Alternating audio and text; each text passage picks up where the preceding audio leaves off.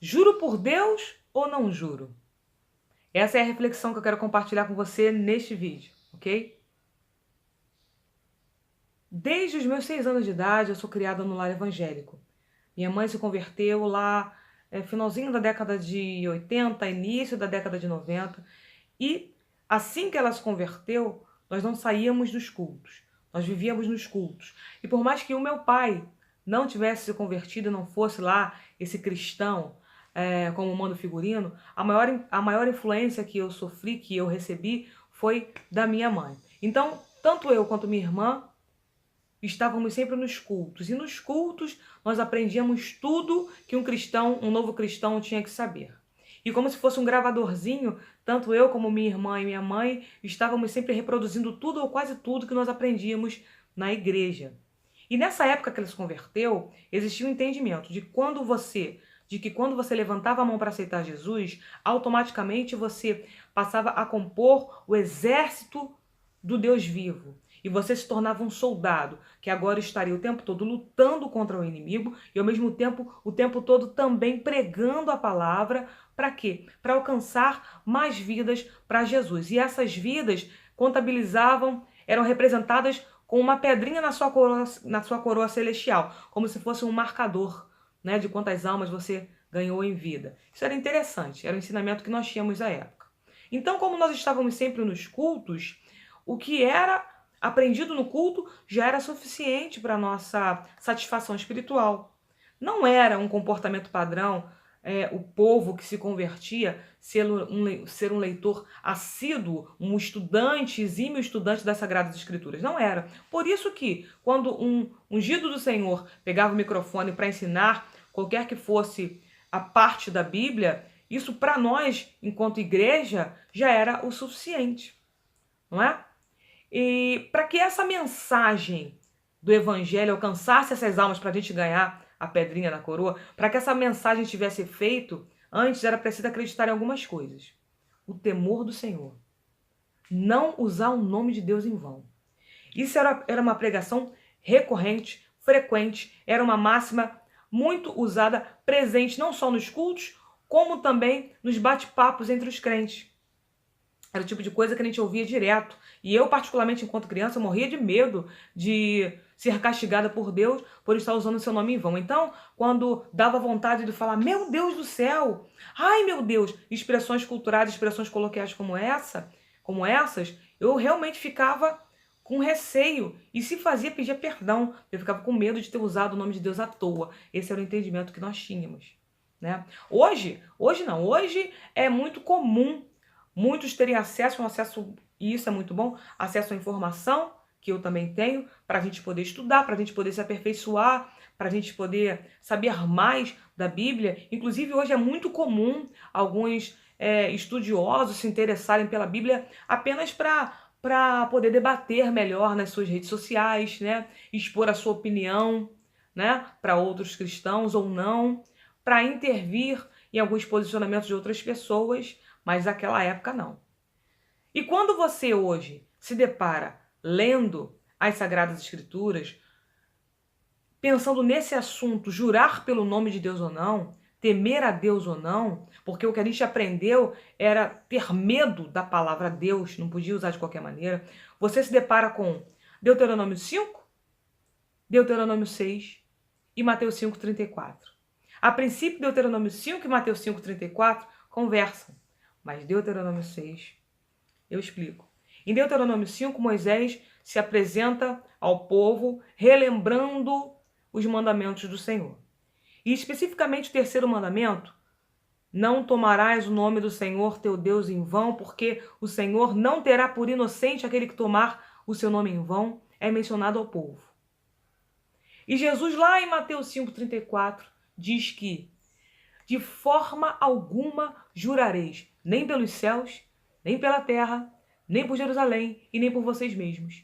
E ele explica, os céus, lugar onde está o trono do Senhor, terra, estrado dos seus pés, Jerusalém, a cidade do Deus vivo, né?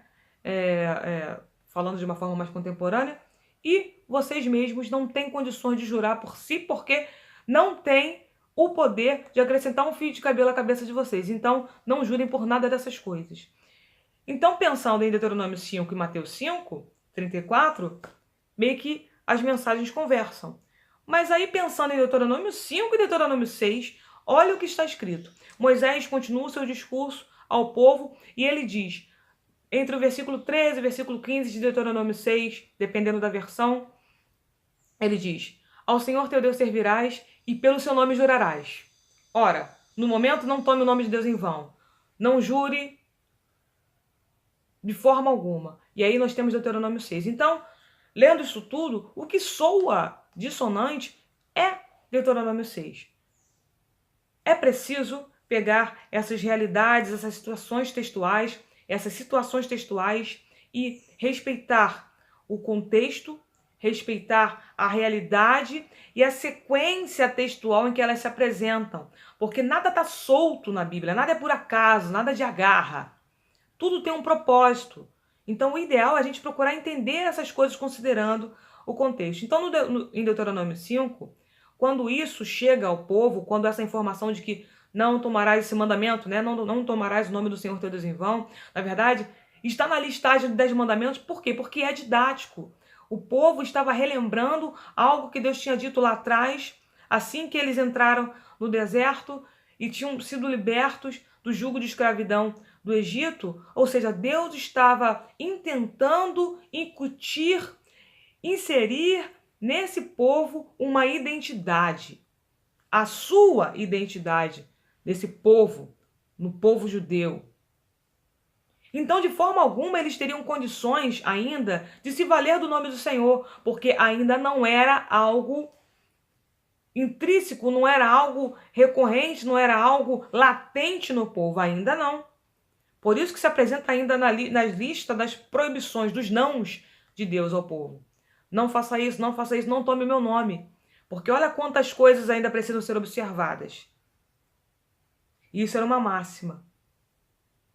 Em Mateus 5, quando Jesus diz, de forma alguma jurareis por essas coisas, entre tantas outras coisas e tantos ensinamentos que nós podemos tirar das palavras de Jesus, que além de profundas são elevadas, nós podemos entender basicamente que ali a intenção de Jesus era, entre outras coisas, como já foi dito, passar o conceito de apropriação e justiça.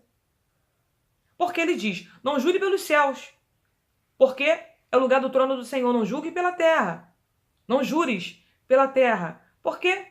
Não jureis pela terra, porque é estrado dos seus pés. Não jureis por Jerusalém, é a cidade do Senhor. Nem por vocês mesmos. Quem coloca o cabelo de vocês e tira e conta quantos tem, quantos caíram, sou eu. Ou seja, Jesus está ensinando ali, basicamente, esse conceito de apropriação. Não tem como eu me garantir, jurar, usar de penhor algo que não é meu. Porque dele, por ele, para ele são todas as coisas.